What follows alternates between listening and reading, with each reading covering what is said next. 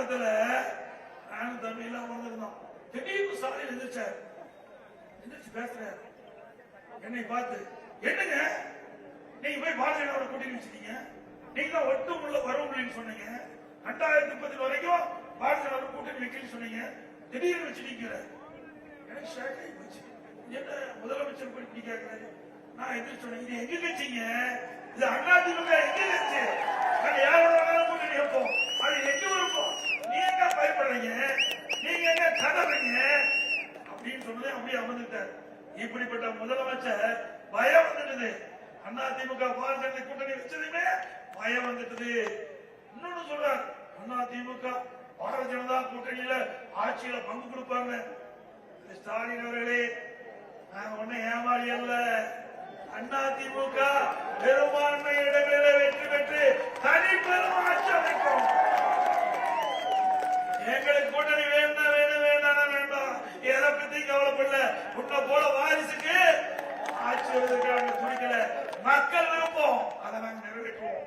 எங்களுக்கு இப்ப என்ன, திராவிட முன்னேற்ற கழக ஆட்சி, மக்களோட ஆட்சி அகற்ற வேண்டும். அப்படி ஒத்த கருத்துடைய கட்சி எல்லாம் ஒன்னா இணைய வேண்டும். அதுதான் எங்களுடைய நிலைப்பாடு. அந்த வழியில திமுக ஒரு ஊழல் கட்சி, ஊழல் அரசாங்கம், அதை அகற்ற வேண்டும் என்று பாரதிய ஜனதா கருதுகிறது. அப்படி திமுக ஆட்சி அகற்ற வேண்டும் என்ற நிலையிலே பாரதிய ஜனதா கட்சி எங்களோடு இணைந்து ஆக இன்னும் சில கட்சிகள் வர இருக்குது. கரெக்டான நேரத்தில் வரும். உங்களுக்கு சரியான நேரத்தில் மறுநடி கொடுப்போம். கவலைப்படாதீங்க. நீங்க கனவு காண்றதுதான் மகள் கனவாக இருக்கு. ஸ்டாலின் அவர்களே, 200 சீட்ல ஜெயிக்கிறீங்க, கனவுல ஜெயிக்கலாம். நிஜத்துல அதிமுக கூட்டணி தான் 200 உண்மைதானே? என்ன செஞ்சிருக்கிறாங்க மக்களுக்கு போய் கேட்கறதுக்கு? நீ விலைவாசி உயர்ந்து போச்சு, முன்னை கூட்டணி அளவுக்கு விலைவாசி உயர்வு, கட்டுமான பொருட்கள், இனிமே கனவுலதான் வீடு கட்டிக்கணும். இனிமே கனவுல வீடு கட்டி மகிழலாம். அதையெல்லாம் இங்க இருக்கிற கம்யூனிஸ்ட் கட்சி கேட்க மாட்டாங்க. விலைவாசி உயர்வுக்கு போராட்டம் கிடையாது.